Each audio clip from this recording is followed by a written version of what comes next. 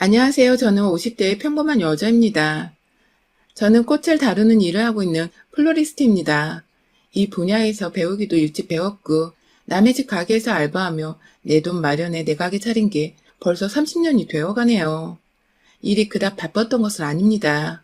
직업의 특성상 주 재료인 꽃을 사기 위해 새벽 일찍 시장을 주기적으로 나서는 것이 가장 일이라면 큰일이었고, 그 외엔 가게 안에서 꽃을 만들면서 나름 시간적인 여유를 늘 갖추며 살아왔어요.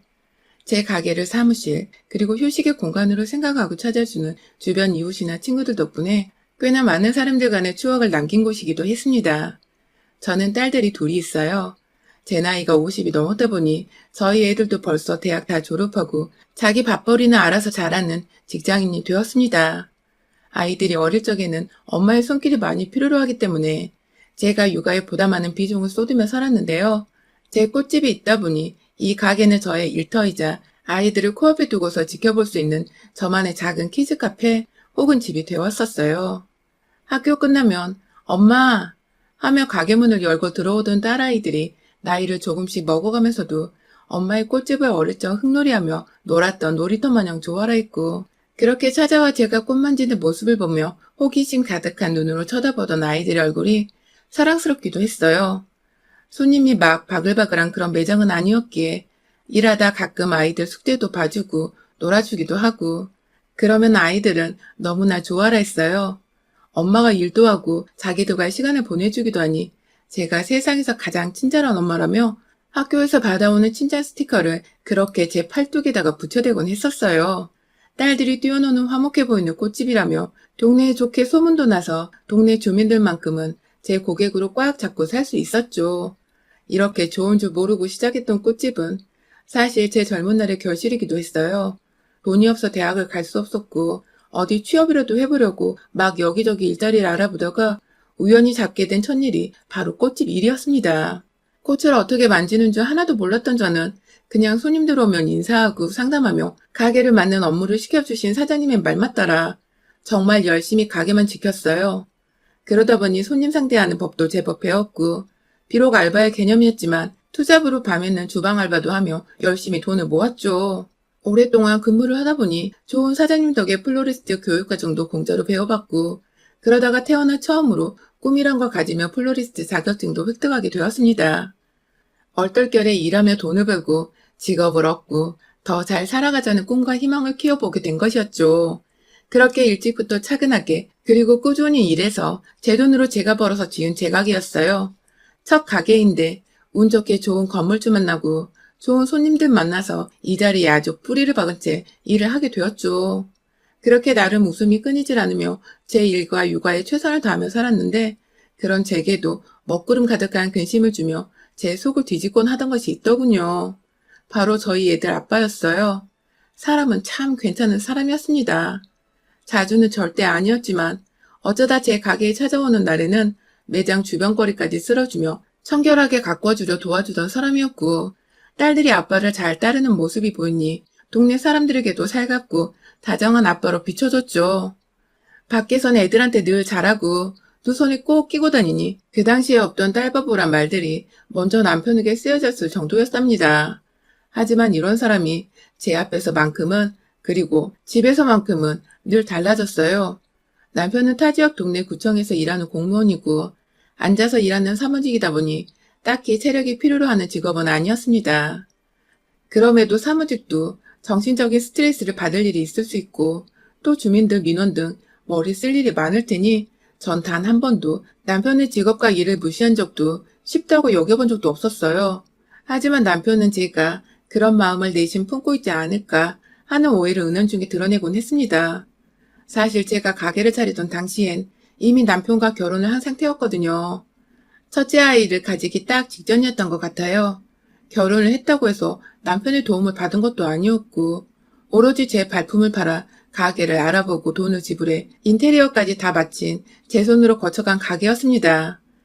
옆에서 남편은 단지 콧방귀 좀 꼈던 것 같아요.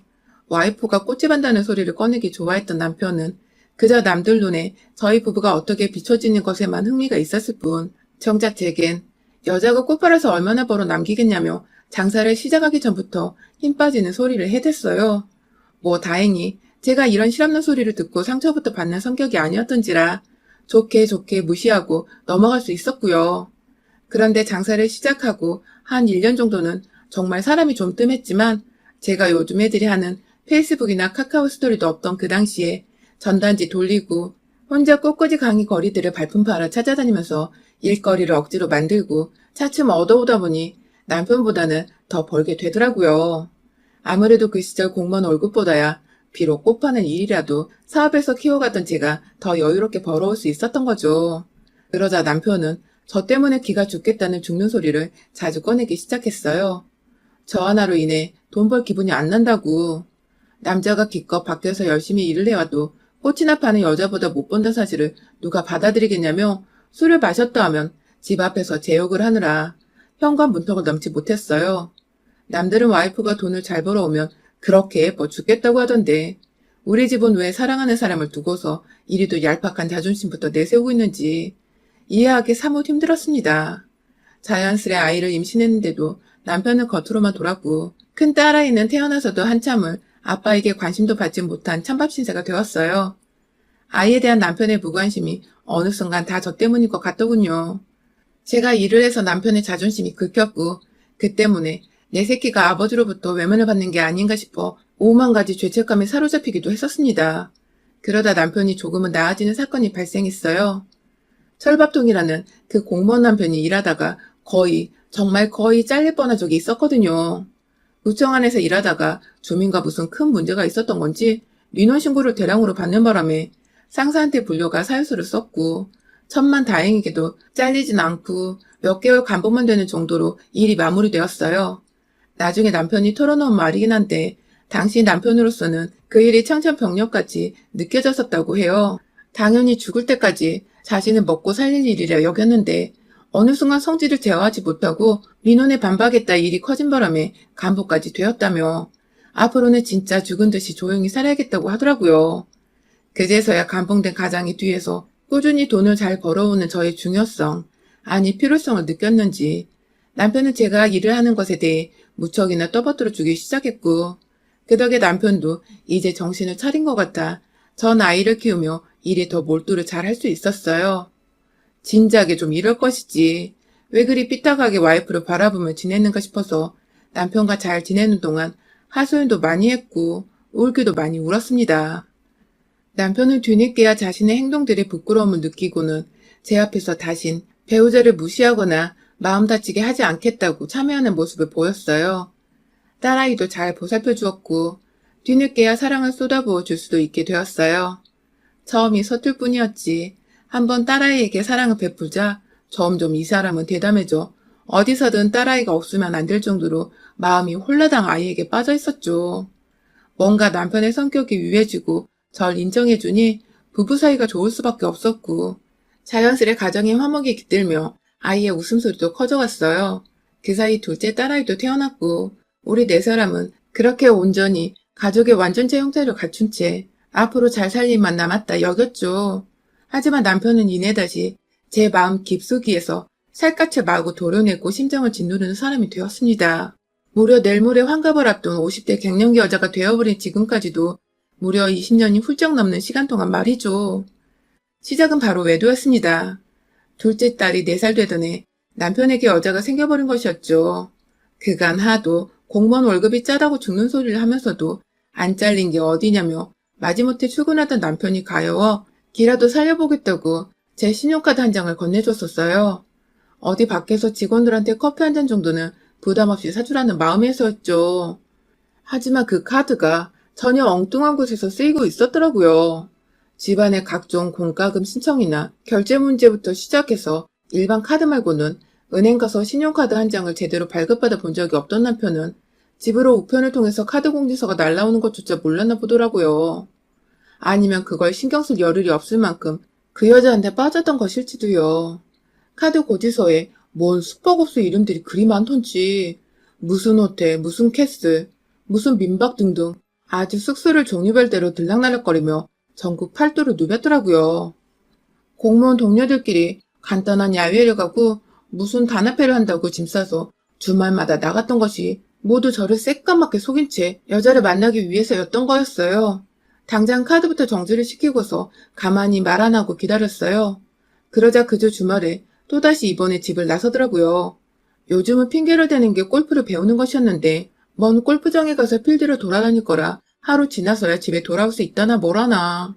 그렇게 딸들을 가진 아빠란 놈은 뻔뻔히 집을 나섰고 그날 3시간도 채 되지 않아서 집으로 불이 나게 전화가 걸려왔습니다. 카드가 안 먹힌다고 앞뒤 상황 보지도 않고 모텔 카운터 앞에서 무턱대고 전화를 한 거죠. 그 바람에 제가 어디서 결제를 하려고 했냐고 물었더니 어버버버 하며 급하게 나중에 통화하자고 전화를 끊던 그 사람. 뭐 이런 무식하고 대책 없는 뽀대 안 나는 남자와 결혼을 했나 싶어서 뒤늦게야 제 인생이 통째로 후회가 다 되었습니다. 마치 저 인간한테 도둑을 맞은 것 같았어요. 하지만 끝내 주말을 외박하고 집으로 돌아온 남편에게 아무런 티를 낼 수가 없었죠. 제게 너무나도 어리고 연약한 딸들이 있었으니까요. 제 아무리 저 혼자 먹이고 입히고 키울 수 있었다고는 하지만 아빠 없는 애들이란 소리를 듣게 하고 싶지 않았습니다. 앞으로 학교를 다녀야 할 시간들이 너무나 많이 남았는데 그 시절 내내 아빠 없어 위축당하고 기죽어 친구도 제대로 못 사귀며 살까 그게 두려워 제 결혼 생활은 과감히 포기를 해버린 것이에요.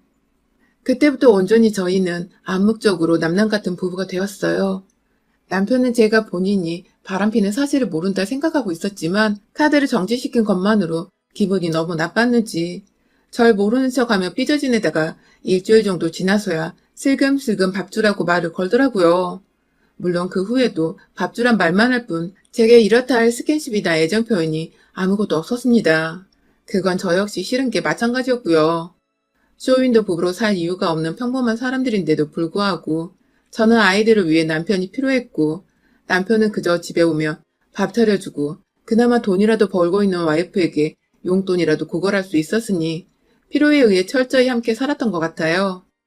남편은 돈이 필요하면 가게에 찾아와 제 일을 도와주고 오다 가다 마주치는 이웃들께 우리 와이프 잘 부탁드려요 하면서 아양 아닌 아부를 떨어줬고 그 모습이 너무 가증스럽고 얄미웠지만 그런 저희 부부를 아무것도 모른 채 보기 좋다고 칭찬해 주시는 이웃분들의 말씀에 저도 따라 웃음을 지을 수밖에 없었습니다.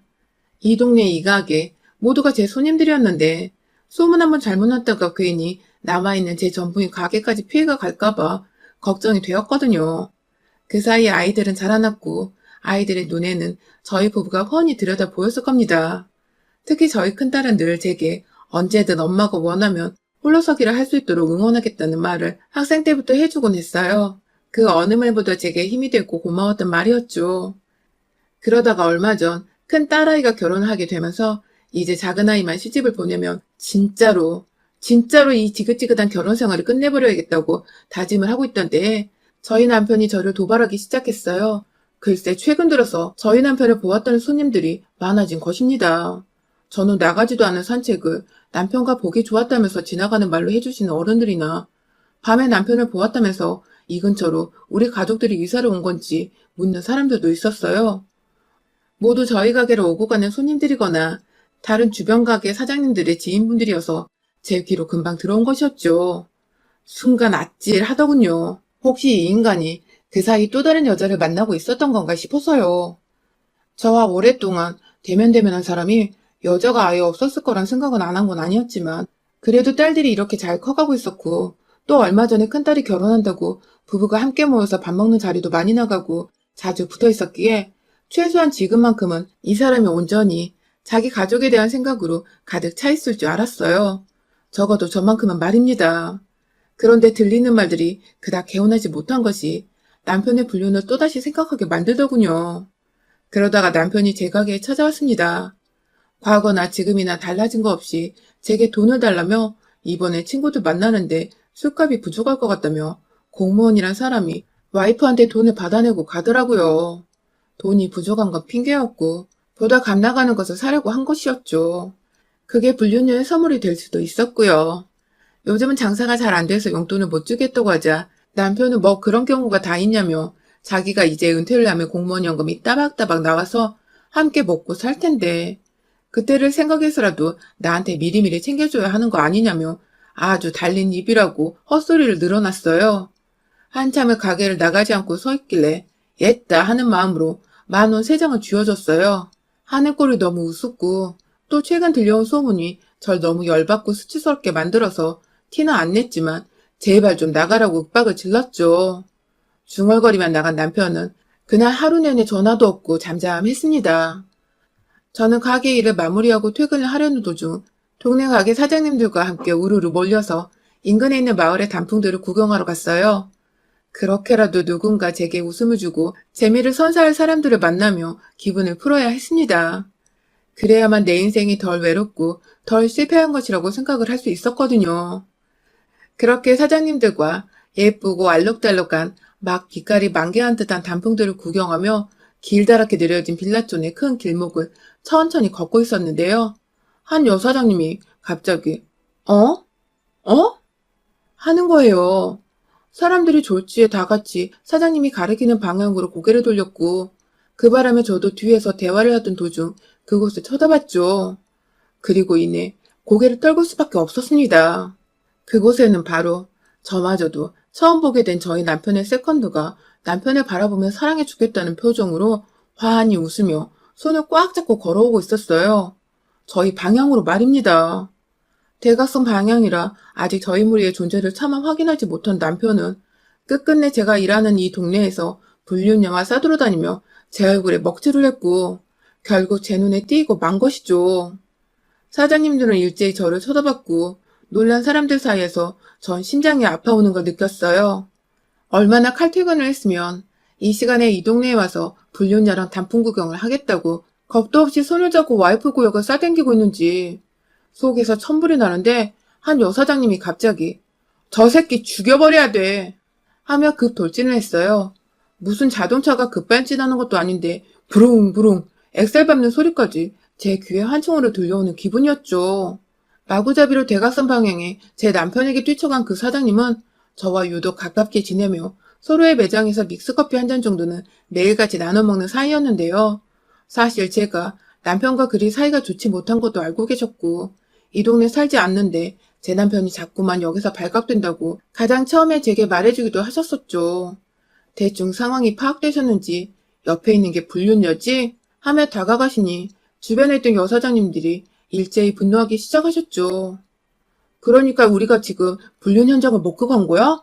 하면서 일제히 또 첫 선두로 나선 사장님을 따라 우르르 몰려가신 사장님들. 아, 우리 언니들 결국 일내고야 말았습니다. 다짜고짜 뛰쳐가 남편에게 주먹부터 날리자 뒤늦게야 모두 자기 와이프랑 친하게 지내는 그 사장님들이란 것을 알아채고는 인원수에 놀라서 뒷걸음치던 남편. 그 와중에 일부 사장님들이 불륜녀한테 다가가 해코지를 하며 머리를 몇 대 치시는 바람에 조만간 진짜 큰일이 날 것 같았어요. 그때 불륜녀가 분위기 파악 못하고 말하더라고요. 당신 와이프가 이 무식한 여편네 중에서 누구야 도대체? 라고 말입니다. 본인 딴에는 기죽지 않으려고 센 척을 해본 것 같은데 죽으려고 아주 환장을 한 거였죠. 그 소리에 빠기친 우리 대한민국의 아줌마 사장님들. 그중엔 임대인과 임차인 싸움에서도 도 같은 공인중개사 언니도 있었고 어릴 적 꽤나 잘 놀았던 파마 잘 말아주는 언니도 있었고 또 애견샵하며 웬만한 견종이란 견종은 다 섭렵한 언니도 있었어요. 분야별로 각자 위치에서 최소 10년은 일한 언니들에게 무식한 여편네라니. 순간 좀비들이 우르르 몰려나오던 영화 부산행의 한 장면처럼 우리 언니들뿐만 아니라 빠기친 저까지 모두가 그 불륜녀에게 달려들었고 순식간에 동네 길가가 난장판이 되어버렸습니다. 옆에서 쫄아있던 남편은 불륜녀를 도와주기는커녕 혼자 저 멀리까지 주랭랑치며 도망갔다가 저희 일행 중에 있던 남자 사장님 손에 딱 붙잡혀서 돌아왔어요.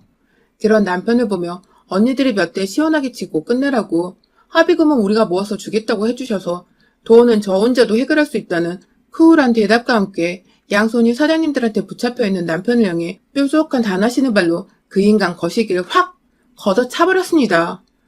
진짜 코끼리가 아이 낳다가 지르는 비명마냥 큰 소리를 지르며 남편을 주저앉았어요. 뒤에서 남자 사장님은 그걸 또 괜찮아진다며 비꼬으며 엉덩이를 토닥거려주고 계셨고요.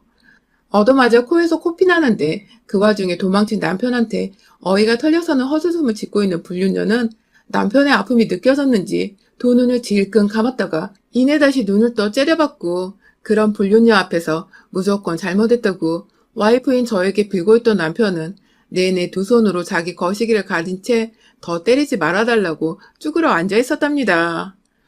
뭔가 상황이 너무 빨리 진정이 되었지만 찌질한 남편의 모습이 절 안정시키기는커녕 오히려 더 열이 받게 만들었어요. 막내딸 결혼이고 뭐고 도저히 이 자식과는 부부라는 타이틀을 함께 달고 살기가 죽도록 싫었습니다. 그래서 그날의 수많은 증인들을 뒤에업고 저는 이혼 소송을 걸었답니다. 남편에게 위자료 소송을 걸고 그간 용돈을 준 것만 제가 생활의 보탬이 되었던 것까지 싹 다 수고를 쳐서 남편이 공무원으로 받아낼 연금을 나눠 갖게 할 재산분할 소송도 걸었어요. 차마 공무원이라 파면을 시키고 싶었지만 딸들을 생각해서 정말 망나니 아빠가 되는 것만큼은 마지막 배려로 참아줬습니다. 대신 전 받을 거 다 받고 가게 일은 열심히 하며 그 와중에 상간녀한테도 위자료 소송을 걸었고요. 글쎄 알고 보니 불륜녀가 최근 제가 사는 동네로 이사를 왔더라고요. 그 바람에 불륜녀 집에 들락날락 한다고 남편이 동네 사람들 눈에 자주 띄었던 것이었고요. 와이프가 활동하는 주 범이란 걸 알았으면 미리미리 조심을 했어야 하는데 얼마나 와이프 활기를 우습게 알았으면 대놓고 단풍 본다고 불륜녀 손을 잡고 활기를 쳤나 싶어 솔직히 이 인간 인생을 확 다 조져버리고 싶었답니다. 하지만 이미 월급은 월급대로 불륜녀한테 써버리고 믿을 건 연금밖에 없었던 우리 공무원 남편 놈의 그 연금을 제가 가져오게 된 것만으로 전 뭐 할 건 다 해본 기분이네요. 여러분의 생각은 댓글로 남겨주세요. 오늘도 시청해주셔서 정말 감사합니다.